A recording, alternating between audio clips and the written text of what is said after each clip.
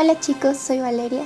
Yo, Sebastián, somos de tercero de bachillerato de la Unidad Educativa Hermano Miguel Lasalle. En Quito, Ecuador. Hoy les vamos a hablar sobre un acontecimiento muy importante en la historia mundial. La Revolución Francesa. Primero, fue un cambio tanto en la política como en lo social, el cambio más importante en Europa a finales del siglo XVIII. Un periodo brusco en el que se derrocó el antiguo gobierno para establecer otro donde la burguesía, apoyada por las masas populares, se convertiría en la fuerza política dominante. Vamos a explicar y detallar un poco más el asunto. Esta revolución se da en la primavera de 1789, suponiendo un paso de la Edad Moderna en 1492 a la Edad Contemporánea, 1840. Para que sea más claro por qué surgió este acontecimiento, les explicaré la estructura social de ese entonces. Se dividía en 3 estamentos. El primer estado era la iglesia. No pagaban impuestos y los campesinos les tenían que dar obligadamente la 10ª parte del producto de sus cosechas. El segundo estado lo componía la nobleza, dueños de las tierras. Ellos tampoco pagaban impuestos, sino que los campesinos les pagaban un tributo. El tercer estado era variado, iba desde burgueses a campesinos. Ellos no tenían poder ni decisión política, y aún así debían pagar impuestos. Cargaban con los peores trabajos y no tenían ningún derecho. Francia estaba bajo una monarquía absolutista, reinando en este entonces Luis XVI y María Antonieta. El poder del rey y la nobleza eran la base del régimen, pero el Estado estaba bastante inestable económicamente y gracias a los gastos militares y las malas cosechas que se dio una grave situación social. El pueblo pasaba hambre mientras el rey gastaba más dinero del que tenía, generando la crisis y por lo tanto el descontento social. La corriente que cruzaba estos años era el pensamiento ilustrado, en donde se reniegan las viejas creencias y se enfrenta a las doctrinas de la monarquía.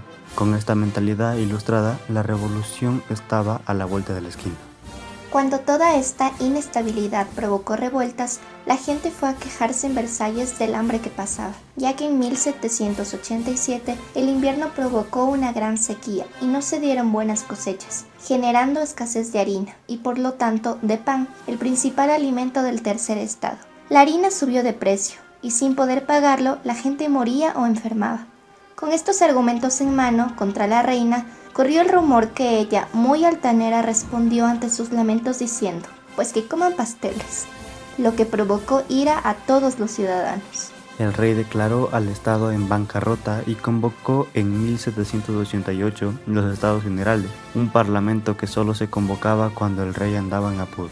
En ella, todos los estamentos decían lo que les preocupaba y la queja primordial vino del tercer estado. Ellos pedían el voto individual en lugar del voto por estamento que solicitaba el clero y la nobleza. Pero fue rechazado. Así, el pueblo decidió proclamar la Asamblea Nacional en busca de una constitución. El 14 de julio, el pueblo apoyó en las calles a esta asamblea y con miedo a que las tropas los detengan, asaltaron la Bastilla, lo que dio a los radicales y al pueblo de París mucha confianza. Tras todo este revuelo, el rey cedió e invitó a la nobleza y al clero a conformar la Asamblea Constituyente. En esta asamblea se sentaban a la derecha los que defendían una monarquía parlamentaria y a la izquierda defensores de la república, los que representaban los intereses de las clases medias y el pueblo. Aquí un dato curioso, porque de aquí parte la ideología social de ser de izquierda o de derecha. La Asamblea Constituyente aprueba la Constitución en 1791. Francia sería una monarquía constitucional, así el dominio estaría en la nación y no en el rey. Él acepta la constitución de malas, escapa con su familia al extranjero, pero lo descubren y es llevado al Palacio de las Tuileries para tenerlo vigilado. Crea un plan para recuperar su poder, escapar del palacio para llegar a la frontera más cercana. Él y su esposa se disfrazan de sirvientes y huyen. A poco tiempo de alcanzar la frontera con Austria, país de María Antonieta, los descubren y los apresan. El 10 de agosto de 1792, los ciudadanos parisinos asaltan el Palacio de las Tuileries. La asamblea acaba convocando elecciones para elegir un nuevo parlamento, la Convención Nacional. El nuevo parlamento elegido, compuesto por jacobinos, con Robespierre a la cabeza, y los girondinos. Deciden suprimir la monarquía y proclamar la república, el 21 de enero de 1793. Abren juicio contra el rey por traición, y este es condenado a muerte en la guillotina. 10 meses después, su esposa correría con la misma suerte. Y así, de a poco, se fue suscitando la época del terror. Los jacobinos tomaron el poder, y había miles de ejecuciones diarias. En 1794, el pueblo decidió acabar con el dominio radical de los jacobinos, y al final de julio de este año, Robespierre muere en la guillotina.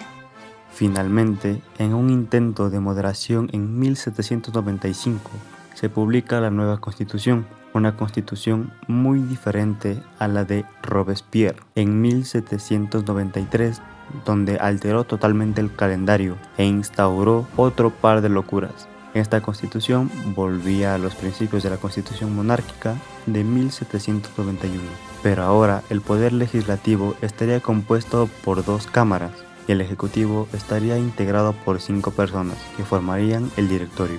Por otra parte, Napoleón Bonaparte estaría motivado para dar un golpe de estado en 1799. El 18 de Brumario se hizo proclamar primer cónsul de la República. Logra restablecer el orden interno con apoyo del pueblo francés. La economía aumenta y en 1804 vuelve a dar otro golpe de estado y se proclama emperador. Para la mayoría de los historiadores, la Revolución Francesa acaba aquí. Con el feudalismo eliminado, los estamentos ya no eran fijos. El clero y nobleza no tenían más poder que otros, sino que ahora se dividían en clases sociales menos diferenciadas. Las libertades y derechos de la población aumentaron, bajo el lema de libertad, igualdad y fraternidad. Palabras que cambiaron la historia para siempre al hacer que futuramente otros países se inspiraran en ellos para renacer como república.